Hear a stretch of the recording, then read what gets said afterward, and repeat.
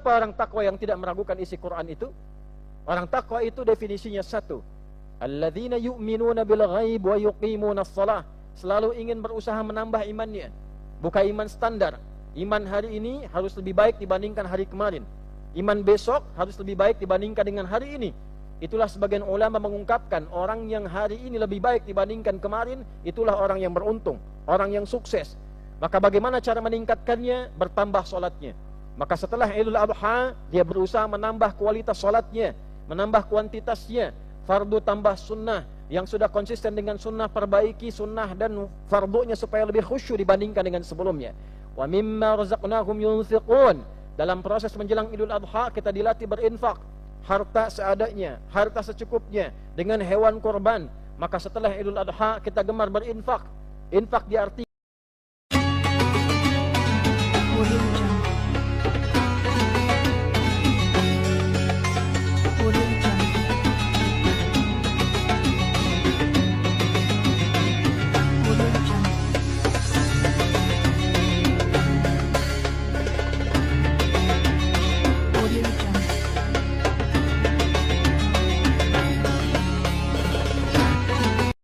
sallallahu alaihi wasallam, usi nafsi wa iyyakum bitaqwallahi faqad fazal muttaqun, fala tamutunna illa wa antum muslimun.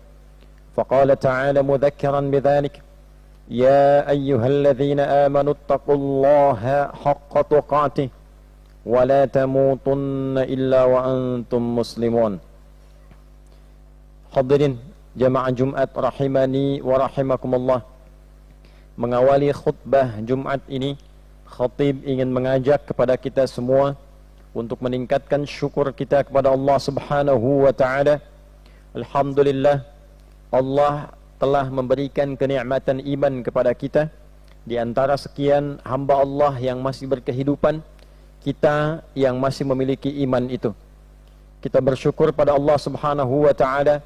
Di antara sekian hamba Allah yang menyatakan dirinya beriman, kita masih diberikan kemampuan untuk membuktikan iman itu dengan menunaikan ibadah Jumat berjamaah. Alhamdulillah, hari ini Jumat bertepatan dengan 10 Dzulhijjah 1446 Hijrah. Semoga Jumat yang kita tunaikan di hari ini diberkahi dan ditambah kemuliaannya di sisi Allah Subhanahu wa taala. Hadirin, secara singkat, ada 3 golongan manusia yang akan tampak setelah berakhirnya proses Idul Adha. Golongan pertama adalah golongan yang berhasil menjalani proses awal sampai dengan berakhirnya prosesi Idul Adha, dari hari pertama sampai hari ke-10, kemudian renungan di 3 hari setelahnya, 11, 12, dan 13 yang dikenal dengan hari Tasyrik. Maka golongan pertama ini dikategorikan oleh Al-Quran kepada golongan yang berhasil meraih kedekatan dengan Allah Subhanahu wa ta'ala, dan didefinisikan oleh Al-Quran sebagai golongan yang mendapatkan takwa. Baik itu yang berhaji, baik itu yang berkorban, ataupun yang sekedar menjalani prosesi sampai dengan selesainya rutinitas Idul Adha ini. Maka ketika berhaji, Allah menekankan kalimat takwa di dalamnya. Al-hajju ashhurum ma'lumat, faman farada fihinna al-hajja fala rafatha wala fusuqa wala jidala fil hajj wa ma taf'alu min khairin ya'lamuhu Allah wa tazawwadu fa inna khairaz zadit taqwa. Itu saat akan keberangkatan haji. Haji puncaknya nanti akan berlangsung di 9 Dzulhijjah, disiapkan di bulan-bulan tertentu sebelumnya. Dari Syawal sudah mulai berangkat. Maka siapapun yang akan berangkat, persiapkan dirinya dengan baik, jauhi kata-kata yang tidak bagus, perbuatan yang menyimpang, jauhi semuanya, kerjakan nilai-nilai kebaikan. Allah lebih tahu siapa yang baik dan Allah lebih tahu bekal apa yang terbaik. Bagi yang ingin berangkat dengan cara terbaik, maka bekal terbaik adalah takwa. Setelah selesai menunaikan hajinya, maka Al-Quran mengkonfirmasi kembali kekuatan takwa itu di Al-Baqarah ayat 203. واذكروا الله في أيام معدودات فمن تعجل في يومين فلا إثم عليه ومن تأخر فلا إثم عليه لمن اتقى واتقوا الله واعلموا أنكم إليه تحشرون. Maka perbanyaklah oleh kalian zikir kepada Allah di puncak-puncak haji itu, dalam renungan-renungan di Muna itu. Siapa yang menyimpulkan dirinya telah berbuat kebaikan, mendapatkan nilai kebaikan, maka dalam 2 hari cukup, tidak ada masalah. Siapa yang belum menyimpulkan dalam 2 hari belum berubah jadi baik, maka silahkan di hari ketiga dapatkan suasana kebaikan itu, aura kebaikan itu. Maka jika engkau telah mendapatkan aura kebaikan itu, 5 nittaqa, yaitu aura ketakwaan. Ketakwaan yang bertambah, kedekatan yang bertambah, itulah inti kesuksesannya. Maka jaga ketakwaan itu sampai engkau berpulang kepada Allah, dan ketahuilah engkau pasti akan dikumpulkan setelah meninggal di hadapan Allah Subhanahu wa taala. Bagi yang berkorban dalam pengertian menyembelih hewan, maka didefinisikan keberhasilannya di dalam Quran surah ke-22 Al-Hajj di ayat ke-37. Allah menyampaikan, "La yanalallaha luhumuha wala dima'uha walakin yanaluhu taqwa minkum." Yang sampai kepada Allah itu bukan darahnya. Bagi juru sembelih, bagi yang berkorban dengan hewan, bagi yang menyaksikan, bukan darahnya berapa banyak yang terpancar, bukan dagingnya berapa banyak dihasilkan, bukan berapa bagusnya menyembelihnya, bukan berapa contoh istimewanya, bukan berapa kuat itu didapatkan, tapi yanaluhu taqwa minkum, yaitu ketakwaannya yang sampai kepada Allah Subhanahu wa taala. Maka cara menyembelih pun diatur, ada takwa dalam menyembelih, ada takwa dalam melihat, bukan tontonan tapi tuntunan. Korban menjadi tuntunan, dituntun bagaimana proses menyembelihnya, dituntun cara melihatnya, dituntun cara berzikirnya, dan dihasilkan dari proses itu adalah takwa. Demikian dari mulai menjalani puasa sampai dengan selesai. Maka puasa dalam Al-Quran tujuannya adalah takwa. Sampai hari ke-9 kita puasa, siyamu yaumi arafata inni ahtasibu ala Allah an yukaffira sanati allati qablahu wa sanati allati ba'dahu. Demikian sabda Rasulullah sallallahu alaihi wasallam, atau kama qala, didokumentasikan oleh Imam Muslim nomor hadis 1162. Puasa Arafah itu dengan izin Allah, aku berharap bisa menggugurkan dosa setahun berlalu dan dosa setahun yang akan datang. Dan tujuan puasa intinya adalah takwa. Ya ayyuhalladzina amanu kutiba alaikumusiyam kama kutiba alal ladzina min qablikum la'allakum tattaqun. Dalil umumnya Al-Baqarah di ayat 183. Hai seluruh yang beriman, diwajibkan bagi kalian menunaikan puasa seperti orang dulu menunaikan kewajiban itu. Tujuan dari puasa itu, semua jenis puasa, tujuannya melatih kita menjadi pribadi yang bertakwa. Maka mari kita ukur sampai detik ini. Terlebih bila kita melihat Idul Adha-nya bersamaan dengan Jumat, apakah semakin menambah takwa kita di hadapan Allah Subhanahu wa taala? Itulah orang mendapatkan petunjuk Allah sampai dia meninggal, itulah orang yang sukses dunia akhirat. Maka cirinya di sini didefinisikan di Al-Baqarah di ayat 2 sampai dengan ayat 5. Dzalikal kitabu la raiba fi hudan lil muttaqin. Yang tadi itu, kemudian seluruh ayat dalam Al-Qur'an adalah petunjuk bagi orang takwa. Siapa orang takwa yang tidak meragukan isi Quran itu? Orang takwa itu definisinya satu, alladzina yu'minuna bil ghaib wa yuqimunas shalah. Selalu ingin berusaha menambah imannya, bukan iman standar. Iman hari ini harus lebih baik dibandingkan hari kemarin. Iman besok harus lebih baik dibandingkan dengan hari ini. Itulah sebagian ulama mengungkapkan, orang yang hari ini lebih baik dibandingkan kemarin, itulah orang yang beruntung, orang yang sukses. Maka bagaimana cara meningkatkannya? Bertambah sholatnya. Maka setelah Idul Adha, dia berusaha menambah kualitas sholatnya, menambah kuantitasnya. Fardu tambah sunnah, yang sudah konsisten dengan sunnah perbaiki sunnah dan fardunya supaya lebih khusyuk dibandingkan dengan sebelumnya. Wa mimma razaqnahum yunfiqun. Dalam proses menjelang Idul Adha kita dilatih berinfak, harta seadanya, harta secukupnya, dengan hewan korban. Maka setelah Idul Adha kita gemar berinfak. Infak diartikan bisa dengan harta, dengan uang, bisa dengan makanan, bisa dengan tenaga, bisa dengan pikiran. Intinya pribadinya gemar berbagi dalam kebaikan. Walladzina yu'minuna bima unzila ilaik, gemar dengan Al-Quran, dekat dengan Al-Quran, senang baca, senang murajaah, senang menghafal. Walladzina yu'minuna bima unzila ilaika wa ma unzila min qablik. Ada setelah itu gemar membaca, gemar mempelajari sirah, gemar belajar dari orang-orang sebelumnya untuk menjadi pribadi yang lebih baik. Baca Fir'aun takut kalau punya jabatan menyeleweng. Baca Qarun takut kalau punya harta itu digunakan pada yang tidak tepat. Baca Haman takut kalau punya ilmu digunakan pada cara yang salah. Membaca kebaikan-kebaikan, dia gunakan motivasi meningkatkan keistimewaan. Membaca keburukan, dia gunakan untuk meningkatkan kebaikan dengan meninggalkan yang salah dan potensi yang keliru. Dia baca tentang Rasulullah SAW, ingin jadi umatnya yang terbaik. Dia baca tentang Nabi Musa, dia belajar bersabar mengatasi cobaan dalam kehidupan. Dia belajar tentang Nabi Isa, dia belajar menghadapi fitnah dalam kehidupan. Dia belajar tentang Nabi Ayub, dia belajar bagaimana cara mendapatkan zikir terbaik ketika sakit. Demikian seterusnya.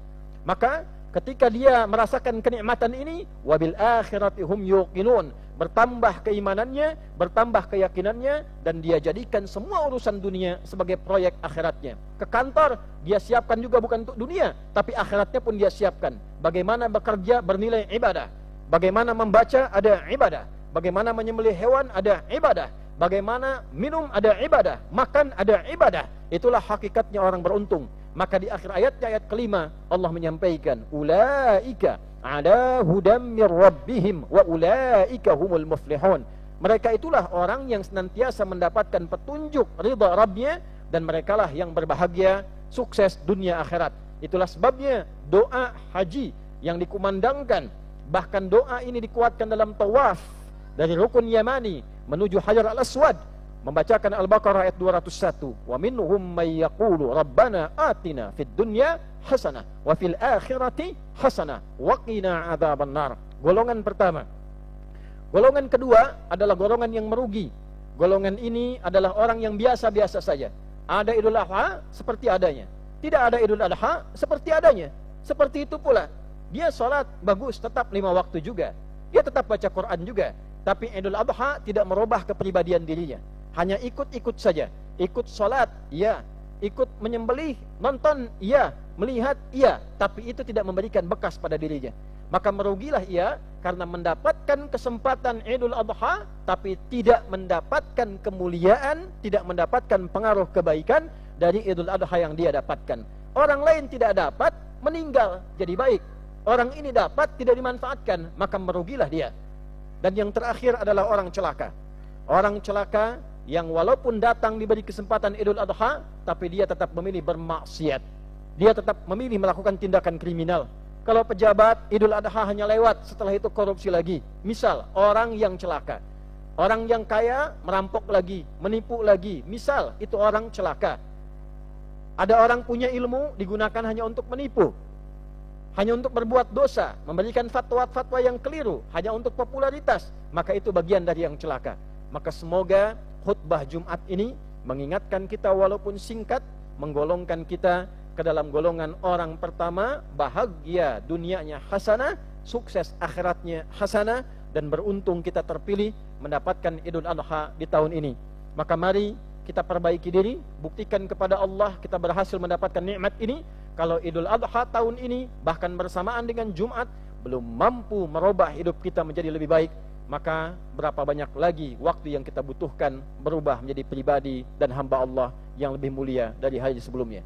Barakallahu li wa lakum fil Qur'anil azim wa nafa'ani wa iyyakum bima fihi minal ayati wa dzikril hakim wa taqabbala minni wa minkum tilawatahu innahu huwas sami'ul alim. Ud'ullaha yastajib lana wa lakum jami'an.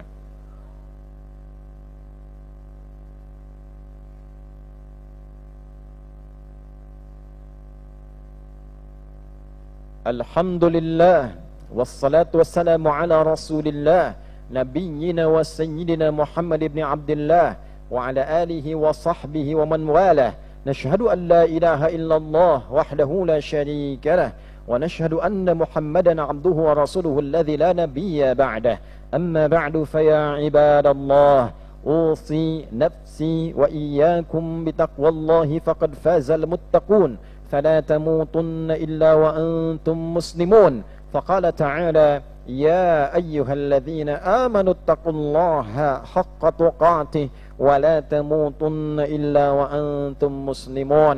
وقال تعالى إن الله وملائكته يصلون على النبي يا أيها الذين آمنوا صلوا عليه وسلموا تسليما.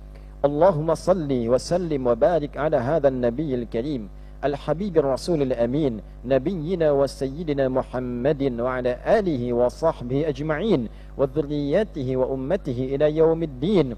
اللهم اغفر للمسلمين والمسلمات والمؤمنين والمؤمنات الأحياء منا والأموات إنك سميع قريب مجيب الدعوات ويا قاضي الحاجات لا تدع لنا في مقامنا هذا وفي كل مقام ذنبا إلا غفرته ولا هما إلا فرجته ولا دينا إلا قضيته ولا مريضا إلا شفيته ولا عاسرا إلا يسرته ولا حاجة من حوائج الدنيا والآخرة فيها لك رضا وفيها لنا الصلاح إلا قضيتها يا أرحم الراحمين. اللهم تقبل منا صلواتنا وقيامنا وركوعنا وسجودنا وقرباننا وتمم تقصيرنا يا الله يا رب العالمين. اللهم آت أنفسنا تقواها وزكها أنت خير من زكاها أنت وليها ومولاها واحفظ بلادنا أندونيسيا واجعلها بلدة طيبة وأنت ترضاها واحفظ واهدي يا الله أمراءها واجعلهم عدلاء ليخففوا حسابهم يوم القيامة يا أرحم الراحمين واحفظ علماءنا واجعلهم مخلصين لك الدين.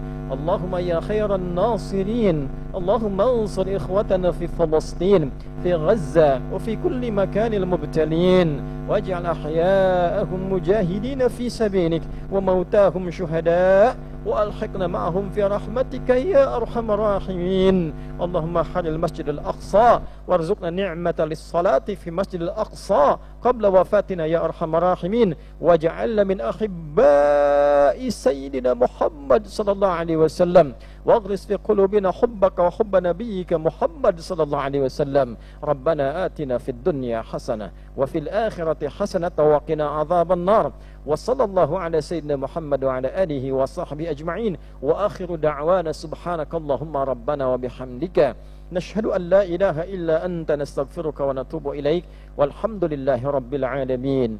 عباد الله إن الله يأمر بالعدل والإحسان وإيتاء ذي القربى وينهى عن الفحشاء والمنكر والبغي يعظكم لعلكم تذكرون ولذكر الله أكبر والله يعلم ما تصنعون. أقيموا الصلاة يرحمكم الله.